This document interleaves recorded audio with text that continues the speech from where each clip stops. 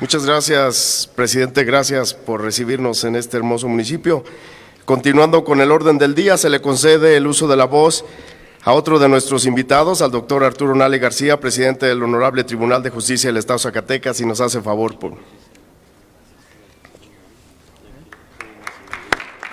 Gracias. Con su venia, diputado presidente, señoras y señores diputados, integrantes de esta honorable 64ª legislatura del Estado, licenciado David Monreal Ávila, gobernador constitucional de nuestro Estado, señor presidente municipal, señoras y señores, sobran razones para la solemne declaratoria de este añejo mineral como ciudad histórica. El origen del Fresnillo es tan remoto que está asociado a la forja misma de nuestra nación en el llamado siglo de la conquista. El contexto en que surgió este mineral fue tan adverso que ya anunciaba la épica de su historia a través de los siglos. El combate contra el clima, contra la férrea resistencia chichimeca, lo árido del territorio y las profundas sacudidas de la historia. Nada le ha sido regalado a sus mujeres y hombres. Su actual pujanza y desarrollo es producto de la labor de los propios fresnillenses que han sabido incorporarse al concierto nacional, no sin problemas y obstáculos, sino como proceso denodado de proyección hacia su futuro. Más que el relumbrante brillo de la plata, la riqueza de este municipio radica en su historia. El Real de Minas del Fresnillo comenzó su andadura hacia el lejano año de 1566 con el descubrimiento de las minas de San Demetrio, conocidas actualmente como plateros. Previamente, en torno a 1555, el descubrimiento de las ricas minas de San Martín y Sombrerete habían creado más al norte un nuevo escenario social, un nuevo polo político y económico de la región, en el que la minería iría marcando el paso de la expansión de la cultura occidental en el septentrión de la Nueva España. Pronto, el desarrollo de estos dos últimos asentamientos mineros propició la extensión del Camino Real de tierra adentro, así como el aumento del tránsito de mercaderes, soldados, mineros, frailes y buscones hacia el norte. Este permanente trajín caminero llenó de gente viandante el tramo entre Sombrerete y Zacatecas.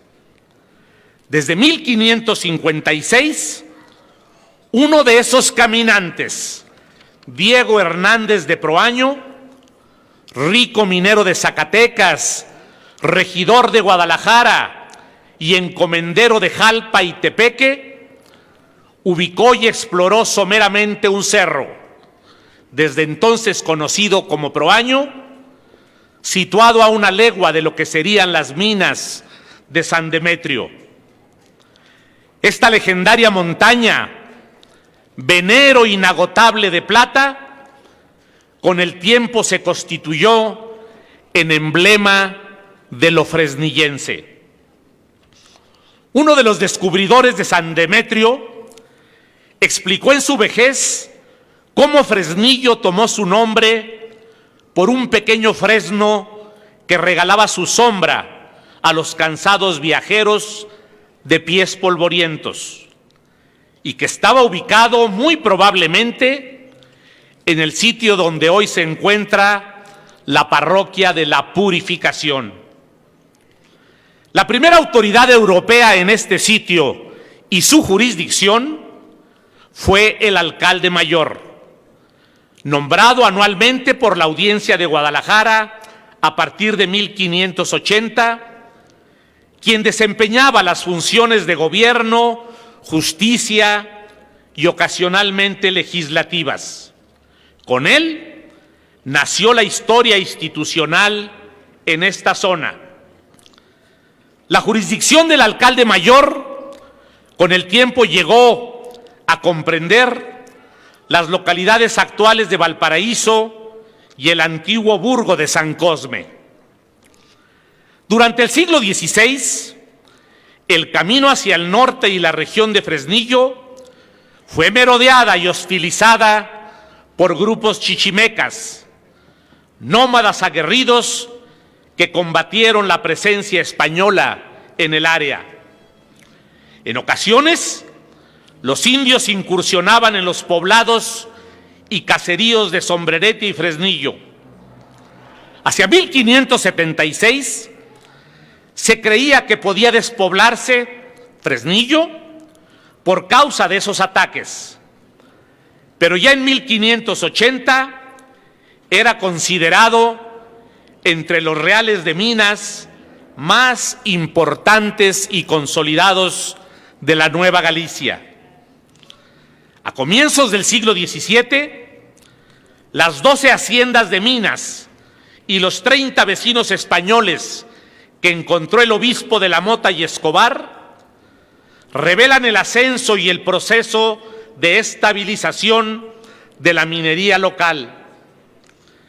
En las primeras décadas de dicho siglo, mientras la mayoría de los pueblos y ciudades de la Nueva España se debatían en profunda crisis, la población de Fresnillo era de 1,200 habitantes entre españoles, mestizos, mulatos y negros. En 1632 se integraron a la población los barrios de Tonalá y Michoacán, habitados por tlaxcaltecas y tarascos respectivamente. Étnicamente, la mezcla de sangre estaba dada para la consolidación del perfil demográfico de esta región.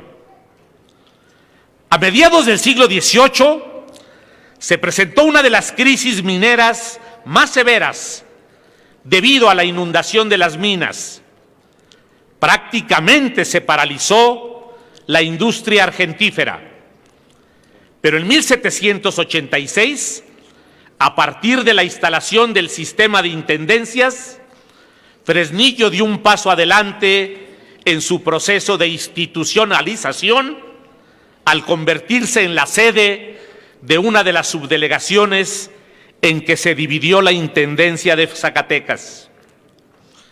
Tal y como sucedió con otras reales de minas y poblaciones, el Ayuntamiento de Fresnillo tuvo su origen en el periodo colonial. Hacia 1791, el Ayuntamiento, integrado por 3 personas, estaba en plena actividad ejecutando las instrucciones del virrey Revillagigedo, consistente en la realización de un censo llamado precisamente Revillagigedo. Según dicho recuento, a finales del siglo XVIII, la subdelegación de Fresnillo incorporaba los territorios de Jerez, Tlaltenango, El Teúl, San Cosme, Montescobedo y El Valle. La jurisdicción estaba habitada por un total de 43,786 personas, entre europeos, españoles, indios, mulatos y otras castas. En 1810 se tiene registro de motines en apoyo al movimiento independentista, iniciando así un proceso breve de inestabilidad. En la víspera de la independencia, El número de haciendas de minas que trabajaban apenas llegaban a 15. La producción bajó sensiblemente, ubicándose en apenas 18,000 marcos de plata. En cambio, la conformación urbana del Real de Minas estaba ya bien consolidada. Se contaba con un mesón en buenas condiciones para el alojamiento de viandantes del camino hacia Sombrerete, Durango y la tierra adentro. La proverbial escasez de agua de la localidad era paliada con un sistema de pozos artesianos en los patios de las casas en las que habitaban 900 familias, que en promedio tenían 5.4 miembros. Se calcula que el valor anual de la actividad comercial alcanzaba los 121,000 pesos, 71% de mercancías de la tierra, 18% de mercaderías provenientes de Europa y casi 11% de Asia. Para ese 1814, la ganadería ya se había consolidado como una pujante actividad económica. Durante el periodo nacional, justo en tiempos del llamado primer federalismo mexicano, que a nivel local fue encabezado por liberales zacatecanos, Fresnillo fue distinguido en la Constitución local de 1824 con la categoría de cabecera de partido. Más tarde, en 1832, la legislatura del Estado decretó concederle la categoría de ciudad.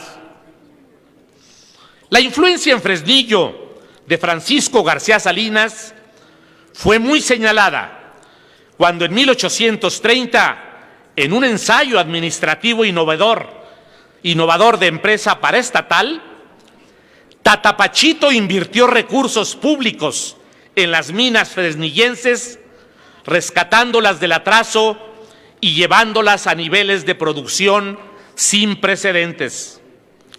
Esa utopía federalista se interrumpió cuando Santana derrotó militarmente a García Salinas y se apoderó de la producción que se había venido generando. Hacia 1853, el gobierno del general Francisco G. Pavón ordenó la creación de la Escuela de Minería de Fresnillo. 2 años después, en 1855, el ilustre fresnillense Mateo Salas se pronunció aquí en favor del plan de Ayutla. Hay constancia del júbilo de los fresnillenses al recibir al presidente Benito Juárez en camino a Paso del Norte entre el 28 y el 31 de enero de 1867, quien por cierto se alojó en la casa de don Manuel Ortega. Por su parte, el coronel Luis Moya, paladín de la Revolución Maderista en Zacatecas, tomó la plaza del Mineral el 12 y 13 de abril de 1911. Ya en la Revolución Constitucionalista, el general Pánfilo Natera hizo lo propio el 8 y 9 de mayo. Fueron numerosos los fresnillenses incorporados a las filas de la Revolución. En 1924, por resolución de la legislatura del Estado, Fresnillo fue reducido territorialmente a los límites que hoy presenta al serle segregado el territorio de Cañitas de Felipe Pescador. La contribución de Fresnillo a la historia y cultural nacional y universal a través de ilustres personajes es igualmente de gran trascendencia. Por cuestiones de tiempo, no mencionaré esas aportaciones de don José González Echeverría, del general José María Vázquez, de don Luis G. Ledesma, obviamente de Manuel M. Ponce, Francisco Goitia, Tomás Méndez, solo por mencionar algunos. Insisto, y con eso concluyo, sobran razones para esta solemne declaratoria de este añejo mineral como ciudad histórica. Muchas felicidades a todo Fresnillo.